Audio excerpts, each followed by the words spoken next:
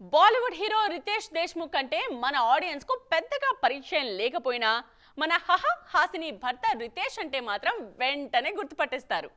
Recent గా దర్శకుడిగా మారిన ఈ బాలీవుడ్ హీరో అందుకోసం ఒక తెలుగు సబ్జెక్ట్ ని సెలెక్ట్ చేసుకున్నారు.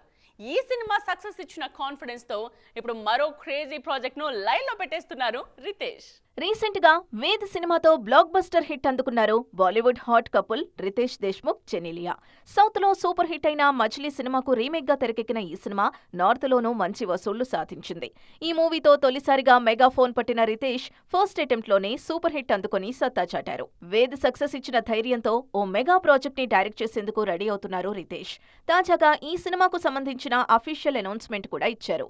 సోమవారం ఛత్రపతి శివాజీ మహారాజ్ జయంతి సందర్భంగా ఓ హిస్టారికల్ మూవీని అనౌన్స్ చేశారు రితేష్.